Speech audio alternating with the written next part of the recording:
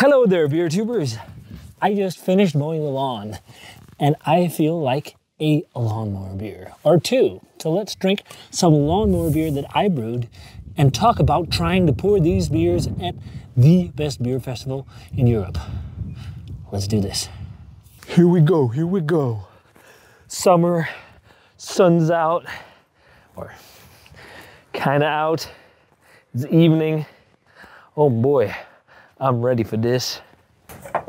Here we are, Frosties. Didn't I bring sunglasses? The sun's right in my face. But you know what? We shouldn't complain about the sun because the sun is nice this time of year. So, I'm actually drinking some Bad Seed beer, but this is not a beer review. I just wanted to give you guys my thoughts of going to Mikkeller Beer Celebration Copenhagen as a brewer and not a beer geek. Well, brewer and a beer geek, but not like in the regular way where you buy a ticket and go there as a guest. So for the occasion, I'm cracking two beers that I brewed at Bad Seed Brewing that I'm pretty stoked on and proud of that I got to pour and serve to some pretty damn influential people to both my career in brewing and also just people that I've really looked up to and tried beer from over the years. So let's crack some brewskis here. Let's start with this one. This is Anvil. This is an American light lager with Mosaic hops. And as you guys might know, I am the head brewer at Bad Seed Brewing. We're an operation of 3 people. Me, Frederick, who's the owner, who also does brewing, especially now because I've been on paternity leave. And Rasmus, who does sales. And then we've also got a part-time cellarman, I guess, every kind of man, called Jacob. So that's the outfit, and we were on the festival, me, Frederick, and Rasmus, and got to pour our beers.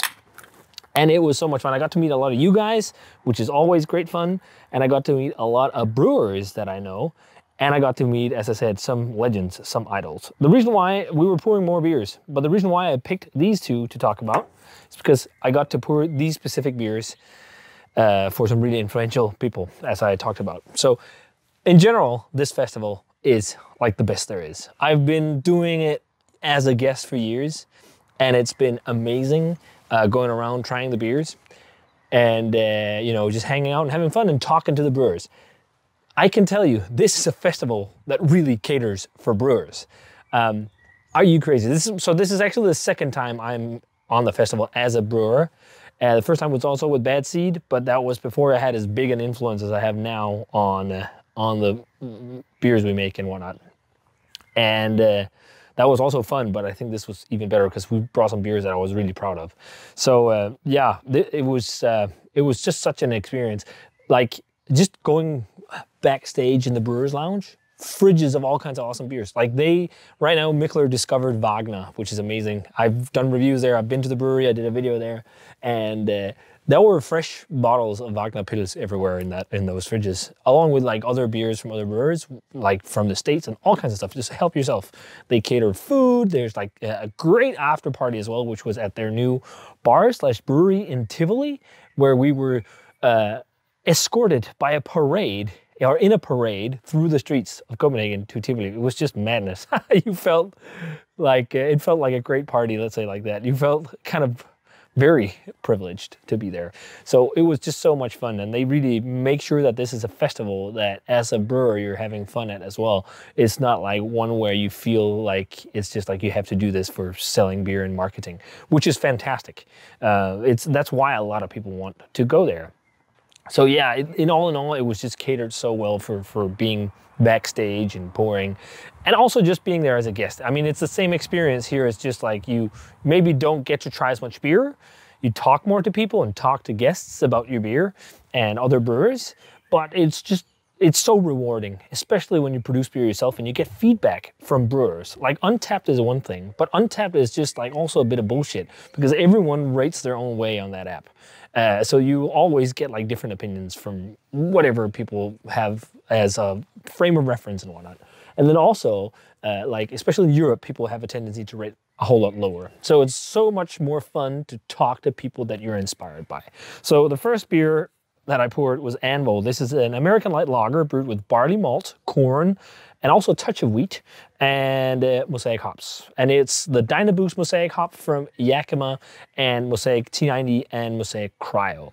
And we are really stoked about this beer's Bad Seed because it's a tribute to a local blacksmith who's helped us a lot with all kinds of work around the brewery. For example, one day I broke the rakes on the mash tun because I accidentally pushed the rake button when I was talking to a fellow brewer who was there from Why Not Brewing, who contracts brews, and I broke one of the rakes. But he came there and saved the day, which was fantastic. So he's had been bugging us to brew a Coors Light because that's his favorite beer. So we brewed a light lager, but modernized. Very much inspired by North Park and their kind of modern lagers. So it's slightly hazy due to the dry hopping, and it's got like quite a high percentage of flaked torrefied maize or corn in the grist to make it light and crispy. And it's just like so much Mosaic. Blueberry Mosaic, cushy Mosaic. It just smells almost like Mosaic, like beer soda or something like that. It sounds weird, but like it's so light on malt because it's a light lager. But this is one of my favorites we've brewed. It's such a crusher. Like it's a beer that's gonna fall off as soon as the hops fade. But you can just drink so much of this. No bitterness, it's like 8 IBUs.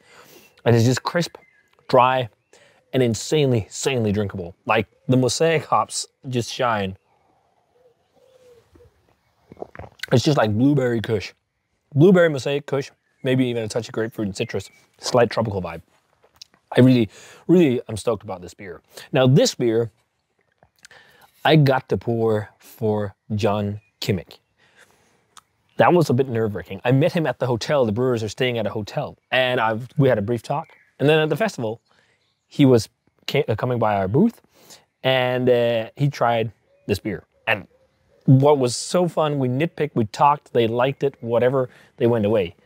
After that, trying this beer, him and I think is one of the brewers or one of the, I forget his name, with like a ponytail and glasses. They were coming by to try our beers for the different sessions. And John really loved Anvil. He was like, this was great. It was one of his favorite beers of the session. So clean and light and refreshing, dead on Mosaic flavor. And he was recommending the beer to other brewers. And I was just like, what the fuck is going on? Like, John Kimmick, the creator of Heady Topper and Focal Banger, is recommending that people try my beer, like, or our beer, you know, we're a team behind it. But it's just like, holy fuck. That was like almost like nerve-wracking as well, having people try that in the beginning. So yeah, that was insane. So I'm really stoked on this beer. You can drink a lot of it. And we're starting to distribute around Europe now, which is also nuts. So this is not just available in Denmark. We think we're going to have something in the UK. We just started with Germany, the Netherlands, Norway is looking like we're going to get some. We also have some in Sweden. It's really cool. So the other beer I wanted to talk about is Poltergeist. I think this is the best West Coast IPA I have ever produced. This is from drinking a lot of modern West Coast IPAs and learning about the style, listening to a lot of podcasts from very talented people who brew the style, and then just trying to dial stuff in over a couple of years. Yeah, I think it's worked. So this is a double dry hop modern West Coast IPA on 8% with Strata CGX, Nelson Sauvin, HBC 586 Cryo, and Mosaic hops. And it's called Poltergeist because it's a tribute to Ghost Town. Because after trying Nose Goblin, I got spare cans for the rest of the Bad Seed team. Both Freddie, me, and Rasmus were like, fuck, we need to brew something on this level. So we amped up on our hop ratios and everything and went all in with this beer, and I think it really shows. This is just like pale straw yellow. Does it look? Yes, really pale on camera.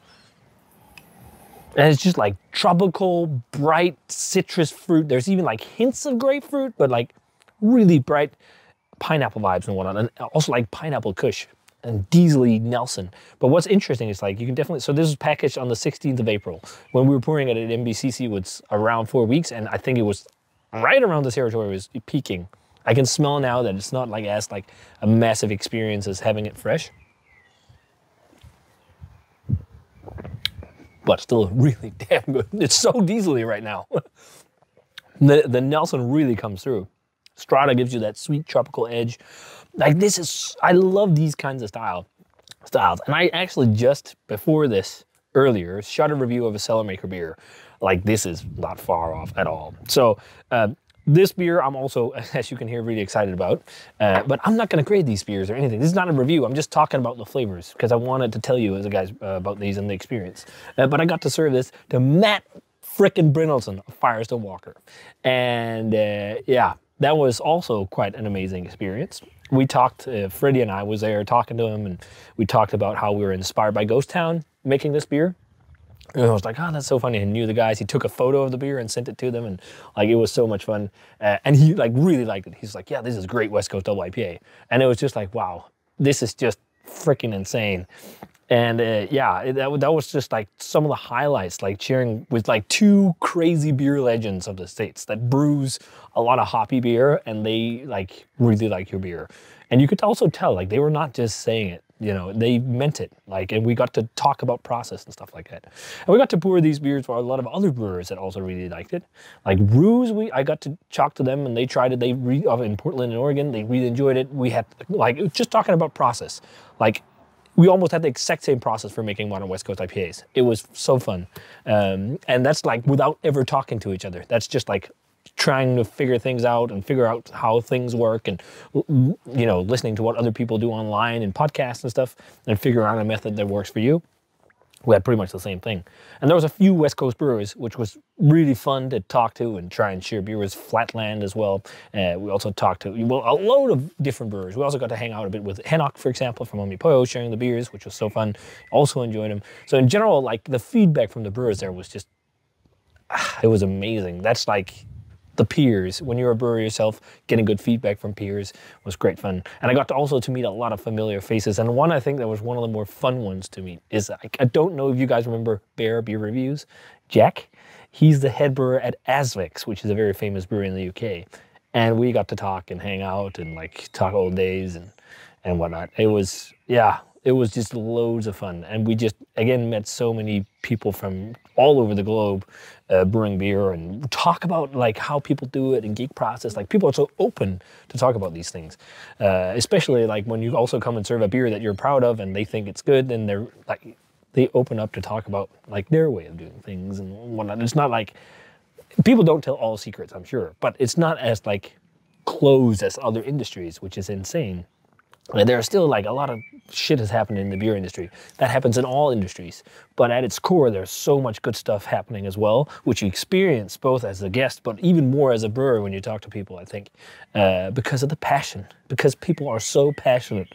If you can't hear the passion that's just going out of me right now, like people are so passionate about this and making the beer and creating flavors and all this. So like, it's just like when you're so passionate, you can't help but share. Like it's hard not to, because you're just so excited about it. And that was like the feeling I got from so many people. So yeah, I can only recommend going to the festival, both as a guest, and definitely if you're a brewer watching this, like cross your fingers for an invite, because it's just such an amazing time. I did get to try some beers as well. Quite a few, but this year, because I was pouring, I was not hunting crazy stuff and whales and whatnot. I was mainly, and now the sun is gone, so we can take off the sunglasses. I was mainly drinking more easygoing stuff, Westies, lagers, lambic, wild ale. Like if it was out trying something, like I was so stoked to try some Bucker Rider again, because I haven't tried Bucker Rider in a very long time. Not since last year when I was in Belgium with just Michael and Tim at In de Verzekering tegen de Grote Dorst. Is that how you say it? I think so. So yeah, there was a lot of stuff, but there were so many brewers there and so many great brewers. But I really hope, if I have a wish for next year, is that we're going to see more West Coast brewers from the States, more West Coast IPA. That would be pretty banging. Like, get Shred over, get North Park over, get Rip Beer Co., get Ism, get Cellar Maker, get like Ghost Town, all like loads of guys that make great West Coast IPAs, because, you know, it's really nice to see some variety. And we definitely had a lot of people come up to us and be like, oh, it's awesome that you are pouring West Coast IPA. Not brewers, but guests as well. So yeah, still drinking pretty nicely, this one. But it was definitely, you can see that it's it's getting a little bit of age on it now. We're still drinking nicely. I think it's actually 2 months to the day now. Funny. But yeah, this was about it, I think. A little long video, but I really wanted to share my thoughts on the festival and like just about some of the stuff I do at Bad Seed and some of the beers we'd made there that really was fun to share. I mean, we were sharing some other beers, but I felt like these were the most important ones to talk about just because we got to share them with some really influential people. So hope you guys enjoyed this kind of different video. I guess a brewing vlog, MBCC vlog. And that you maybe sometimes will get to try some Bad Seed beer. Who knows? Like right now, again, we're starting to sell more beer around Europe, so you can keep an eye out for some Bad Seed. And I'm not really trying to make this a sales pitch for, you know, Bad Seed beer and beer I create. I just want to talk about it because I'm really passionate about it, and I'm so passionate about creating. Like, as you guys might know, with cooking, like I love making all the barbecue and sharing like with my friends. Like, try this I made, and it's the same with beer. When you nail something, like, and then you're proud of it, you feel like you've nailed it personally, then you want to share it. And it's like, man, these beers are really nice. I'm really stoked about them. I really feel like doing some kind of video, and I thought it was fitting because then I could also do a video about MBCC, as I haven't done a normal video this year. But yeah, that does it for this video, guys. Hope you enjoyed it. Little last rays of sunshine here in the garden. And as always, remember to comment, subscribe, check out the Facebook fan page and Twitter and Instagram. Give this video a thumbs up, enjoyed it, ring the bell for future notifications about videos.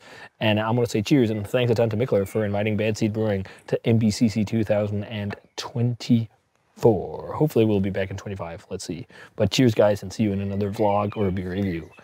Cheers.